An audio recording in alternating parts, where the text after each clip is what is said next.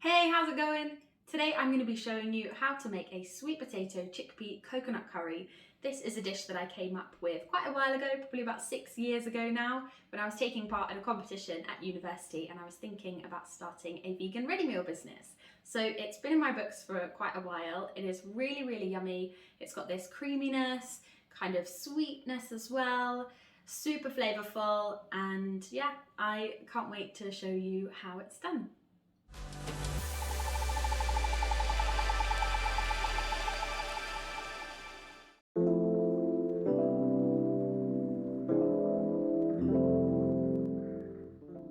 We are going to start off by heating some oil in a pan. I normally use olive oil in a lot of my cooking, but for a curry I like to use sunflower oil or rapeseed oil because it just changes the flavour slightly and gives it that more authentic taste. Alright, chopping our onion now.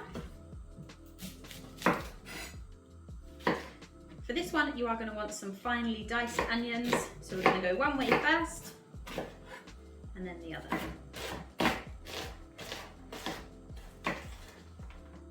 Oh, those are strong onions. Well, I'm going to be teary for a little while now. Okay, pop those in the pan.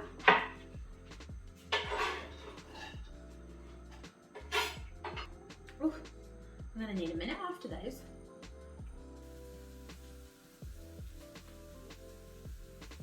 Right, our onions are softening away very, very nicely. They've been softening for about 2 minutes. I'm just going to add a teaspoon of black mustard seeds in with those.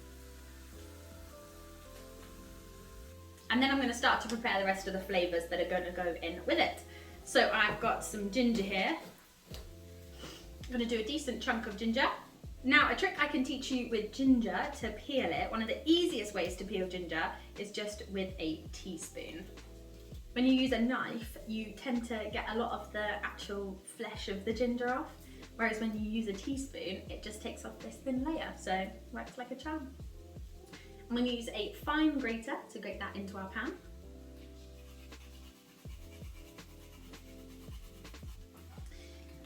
Now I'm going to peel our 3 cloves of garlic and do the same with them, grate them into our pan.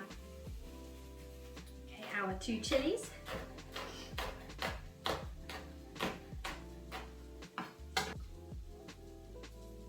Okay, I am going to add a 1/4 teaspoon of chili powder, a 1/4 teaspoon of asafoetida, a teaspoon of turmeric, but just a small teaspoon, not heaped.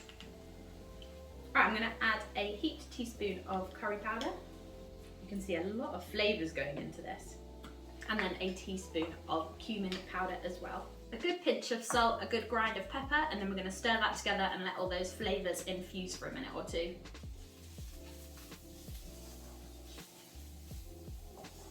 Okay, those flavours have now infused, so we're going to add our can of coconut milk. Make sure you are getting the full fat coconut milk and none of that light stuff, okay? Because you're getting less bang for your buck, there's less coconut in it, and the more coconut, the better.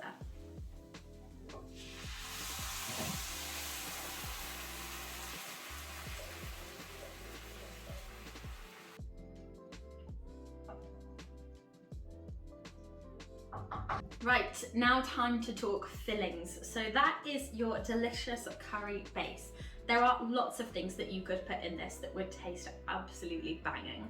So I'm going to use some sweet potatoes, some chickpeas, and I'm even going to chuck a bit of spinach in there.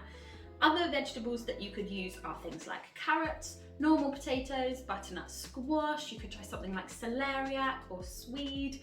Those would all be super delicious in there. You could even turn it into something like a vegetable curry with things like broccoli or courgettes or pepper. Pretty much any vegetables are going to go well in here. You could also use a fake meat if you wanted to. In terms of beans, I would steer away from anything like pinto beans or black beans because they're quite Mexican, so we're thinking things like chilies and that sort of thing for that. We want to stick with something like, you could add some red lentils, anything that has a softer flavour, so you don't want anything that's sort of too strong. You could add something like haricot beans, but I don't know. I would just stick with chickpeas for this one. In terms of the veg, by all means, whatever you got in your cupboard, feel free to chuck in. So I have washed my sweet potato. I'm doing this to serve 2 people, so I've got a decent sized potato here, more or less, depending on who you're serving.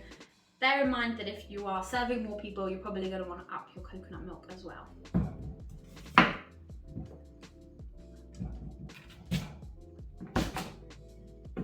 I'm going to chop this into some pretty decent chunks. And those can go straight into the sauce.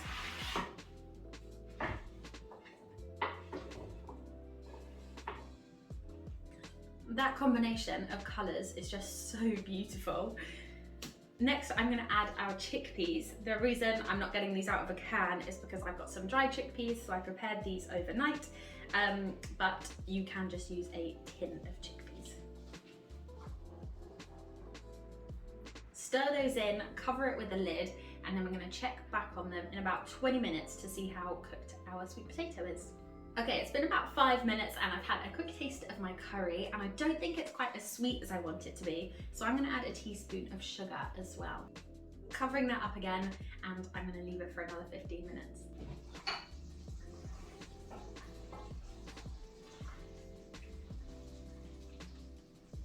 Looks like it's thickening up really nicely. Our sweet potato has started to soften up really nicely, which means it is time to cook our rice. If you want to know how I make my rice, then head over to the ultimate chili recipe and you'll see how I make it there. Now that our rice is cooking away, it is time to add our spinach to our dish.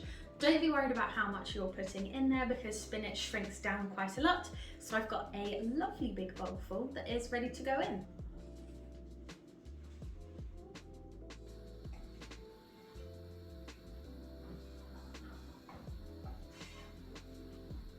It really does look like a lot when you first put it in, but don't worry, it does shrink down. You could always add it little by little if you're worried about it being too spinachy, or of course you could just not add it at all.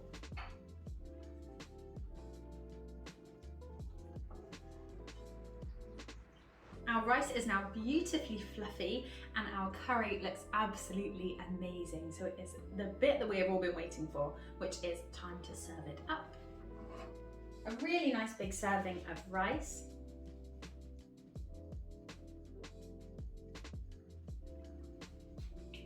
And then we are going to pour some of this delicious curry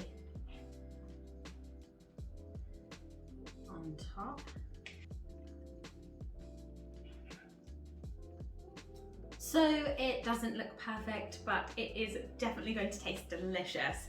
This is another great one if you've got lots of guests coming over. You could put on some naans, some parathas, you could make your own onion bhajis, and just have a really big feast out of it really. But here we have it, a delicious, scrumptious sweet potato chickpea coconut curry. I hope you enjoy. Don't forget to like and subscribe, and if you give it a go, let me know what you think in the comments.